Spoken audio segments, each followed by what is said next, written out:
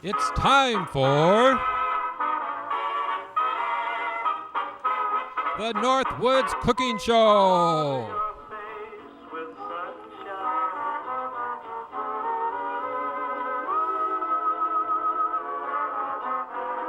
Starring Uncle Roy and Miss Callie, the troublemaking dog.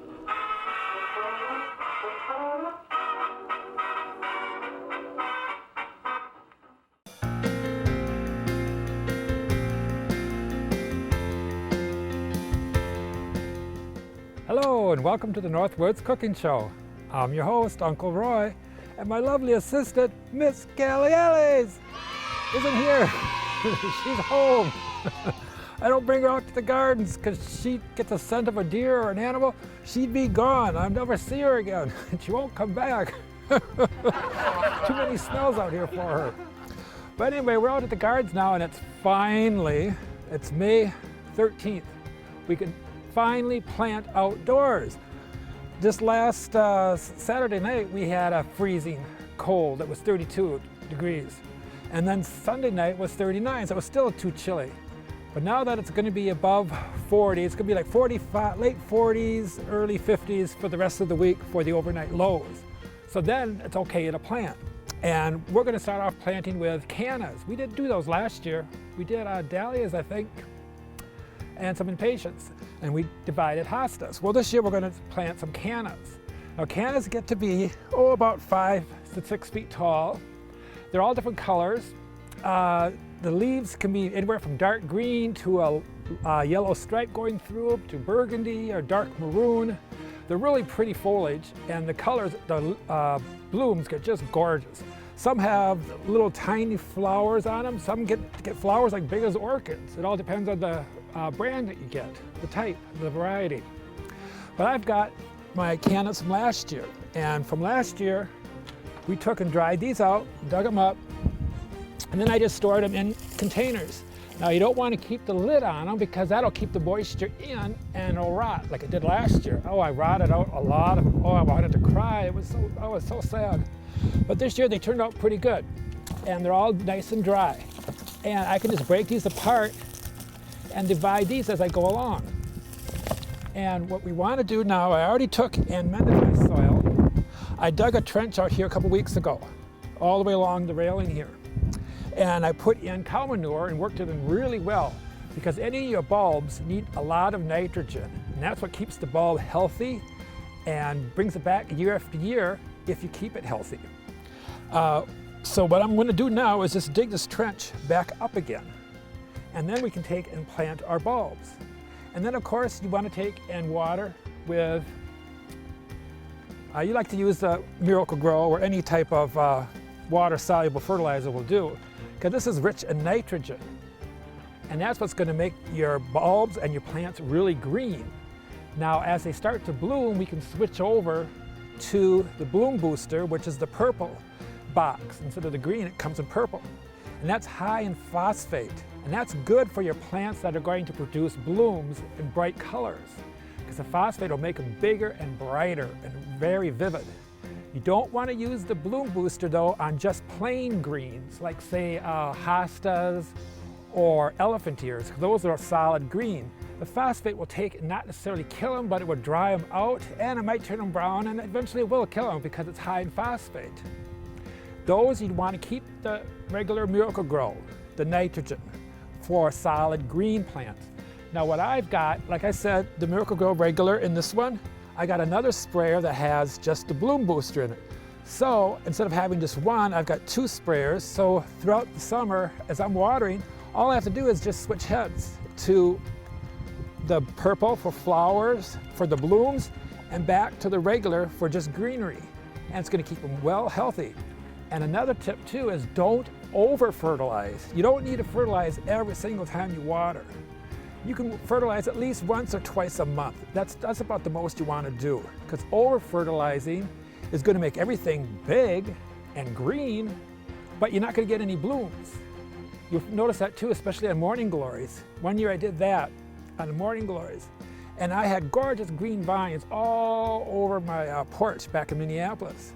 But I didn't get any flowers, and it was almost time for the first frost. And then finally the flowers came out very late, but it was because I over-fertilized. And that makes everything green, but then it hinders your flowers. So be careful, do not over-fertilize. So let me get this trench now. Now for cannas, they're like the same as irises, and peonies are the same way too. You want to plant them shallow. What I'm going to do is I'm going to dig a trench here. My trench is going to start over here. And what you want to do is dig a trench about 3 inches deep. And then you can lay your cannas in all along your trench. And you want to space them, I'd say like 9 to 12 inches apart. But I'm doing an effect here for a wall. So I'm going to go a little bit closer. And I might even do a second wall, or I might just take, I think this year I'm going to do one solid wall again. And I might take and do dahlias in between. Now last year too, I planted along the edge here irises. And these are reblooming irises. So when they bloom this spring, I can cut them off, save the flower or whatever, and then they're going to take and grow back again. So all I have to do is cut the whole plant down after it blooms, and it'll grow back again for the fall. So we have 2 shots of flowers, which would be really cool. I got some reblooming daylilies that do that too, and fragrant daylilies. Most daylilies don't smell or have a perfume to them, but the reblooming ones do, and they are just beautiful, beautiful colors. You don't have to have the plain old tiger lily. You don't have to have the plain old Stella d'Oro, the yellow one. Millions of different colors. And I even have some of them down below the pool where we showed you last year. So let me get digging this trench, and then we can start planting our cannas. Now, as you can see, I've got my cannas in the trenches here. And we just put those down. You kind of sort of want, always want the points pointing up where the root is. There's a point there, you want pointing up. And make sure those roots are hard after saving them from last year, because the soft ones are rotten and they're not going to grow, and they could rotten out your other ones. So just make sure you got nice firm canna bulbs. And I just got them planted all along the trenches here. It goes all the way down and around. So this whole railing here is going to have cannas on them.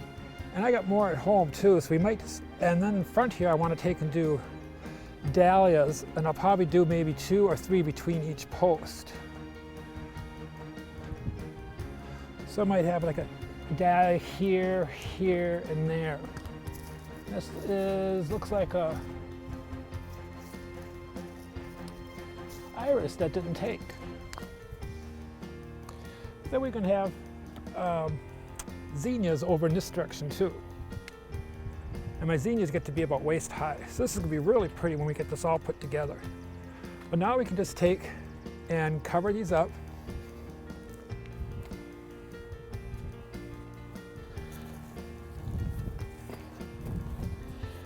And we'll just backfill.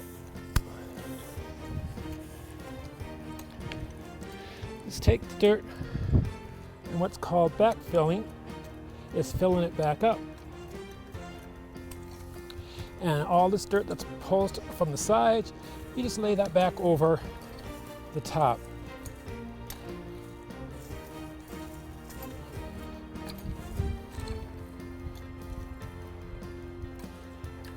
And then we can just take and go over the top and just step down on it to pack it in really good and tight. It doesn't have to be firmly tight, but you want to pack it down so that the bulb gets settled in. Oh, that one came out. And just put that one back in.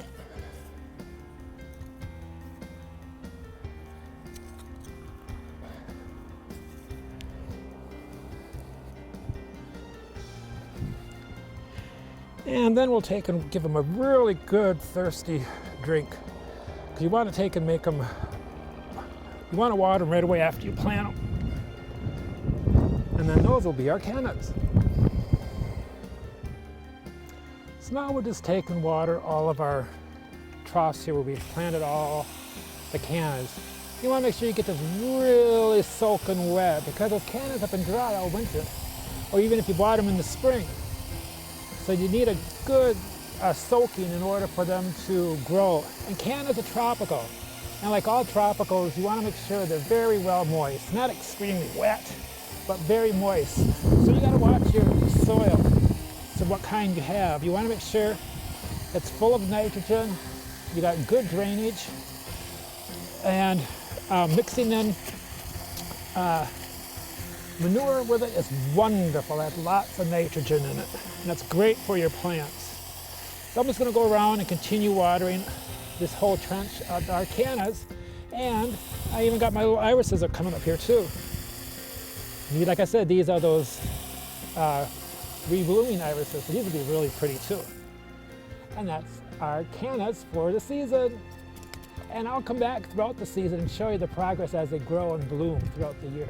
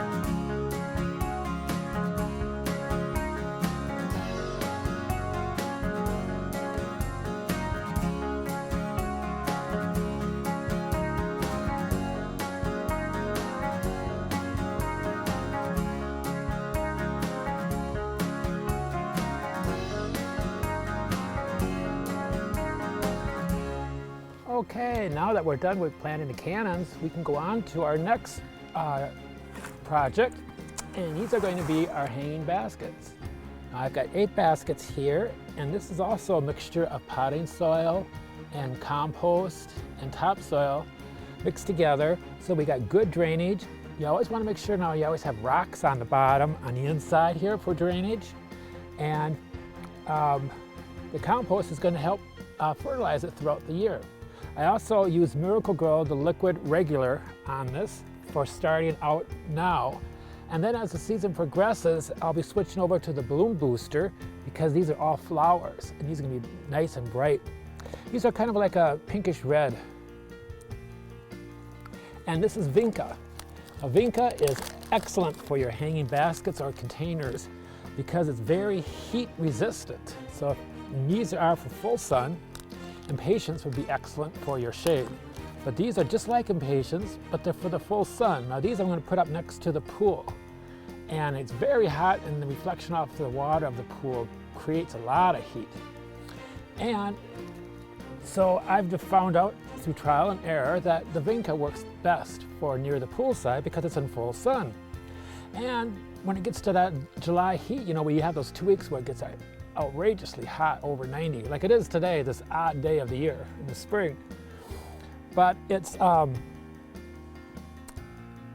Vincas can tolerate heat, and if you forget to water, it's okay. They'll bounce right back.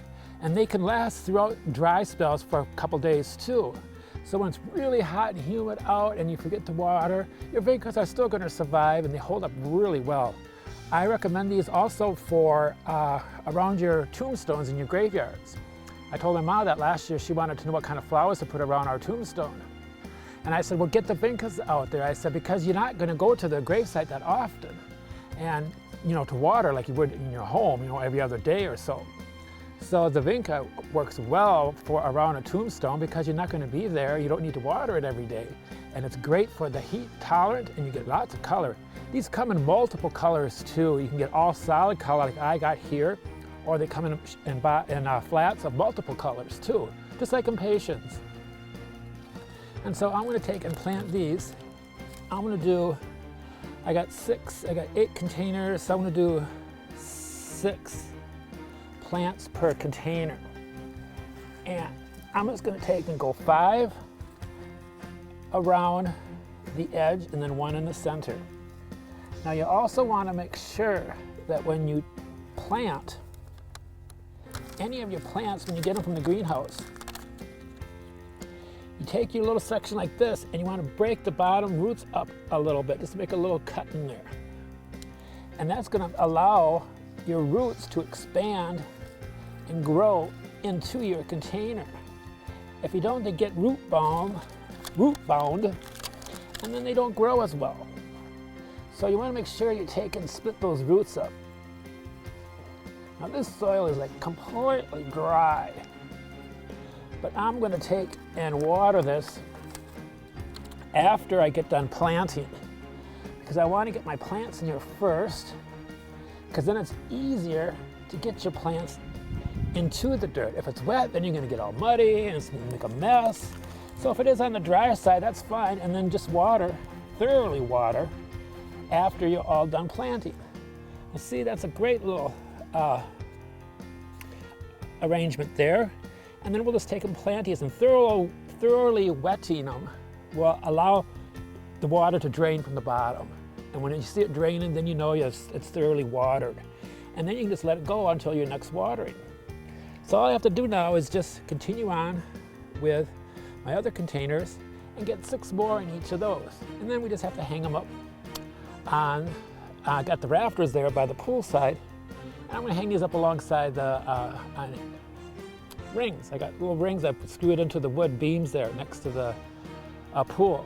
And these are going to look just gorgeous this year. Oh, so pretty. They were very pretty last year too. So let me continue on and I'll show you when we're all done. And then these are my baskets. Now all I have to do is just water them and then I can hang them up. Now also another tip is when you hang them, I like to drill a little hole in the hook so that when I hang this on the hook, I can take a cable tie that you use to wrap your TV cables in, you know, in the house, the little plastic cable ties. Stick that through here and then through the hook and wrap that around and then pull them tight. So they're in there really tight so they won't come out. That way, people can't steal them, number one, but number two, the most important thing is from the weather. If it gets to be a stormy night or windy out, these are going to be rocking around like that. And if you don't have them tied down, they might just slip right off the hook and crash down and break all over. So it's also a safety tip just to put a little cable tie through a hole in the top here and then through your hook. And then pull them tight, and that'll just stay real tight on your hook.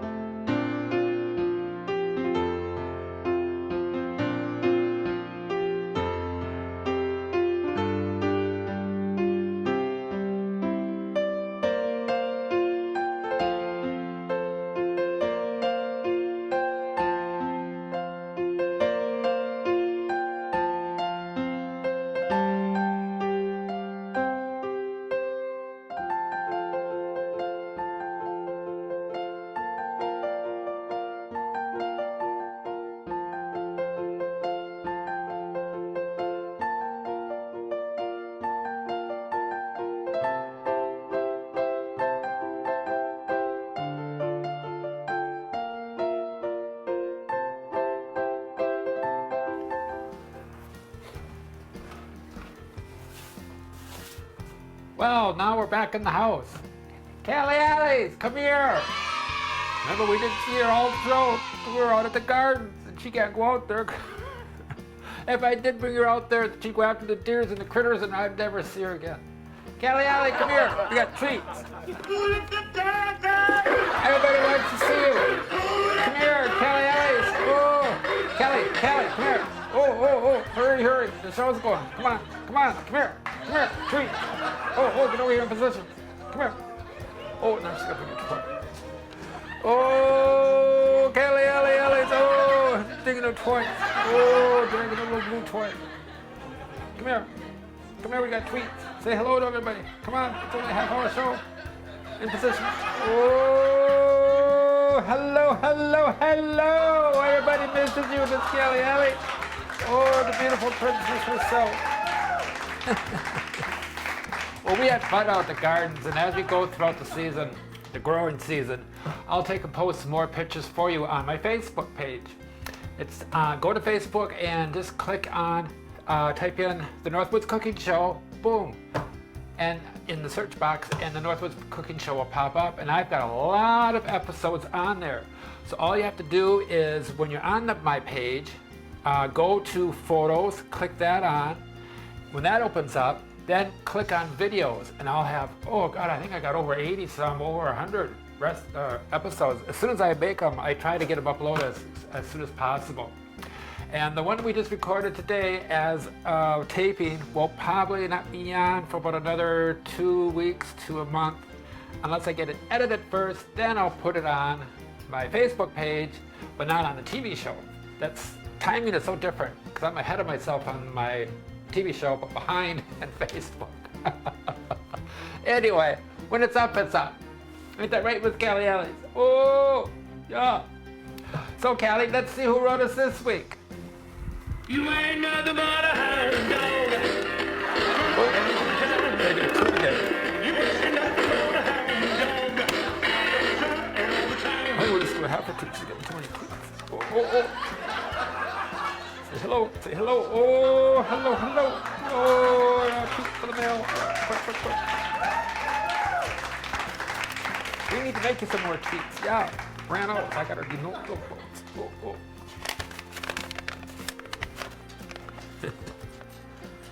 Dear Uncle Roy and Miss Callie, do you have any ideas to keep the garbage from smelling so bad?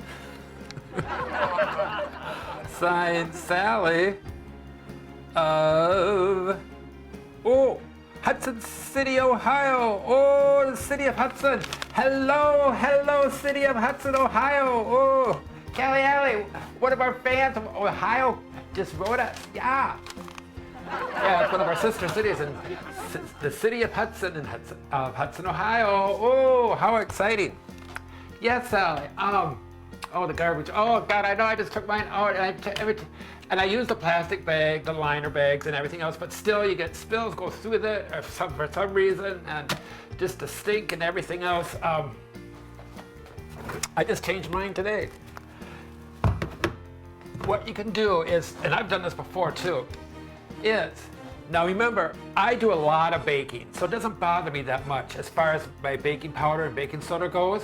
But this is what you can do if you're don't bake as much as I do. You know, the top of your baking soda gets deactivated just by sitting on the cupboard. You know what I mean? And remember I told you that tip of stirring it up so you can get activated? Well, you can do that and activate your baking soda again, but you should take and just buy a new box of baking soda for your cupboards to bake with. And then just take your old box, cut this off, about 3/4 of the box, cut off the top, and just stick this box right in to the bottom of the garbage can, and then put your plastic liners inside. That way this box will absorb more odors for you, and it's sitting right in the bottom of the box. It's not going to be in your way, and the bag will come right down, you know, like this, around here, you know, like that, you know, and this will be right on the bottom of the garbage can. It's going to be safe and whatever. It's not going to be in the garbage. And then that way just absorb all those messy odors. I know, I just hate that when I pick it up and I'm like, oh, good Lord, what the hell died? Oh, you know what I mean? So just cut up top of your baking soda box and stick that in the bottom of the garbage. And that'll help out a lot. It really does work. And we hope that answers your question, Sally, and thanks for watching. Say hello to everybody in Hudson City, Ohio. Hello, hello, hello. And from Miss Callie and I. Callie Alice! We gotta say goodbye! Come here, come here! Oh, gotta get over here and say goodbye now. You said hello, now say goodbye. Let's get in position. Round. Yeah. All right, over here, in position. Say goodbye.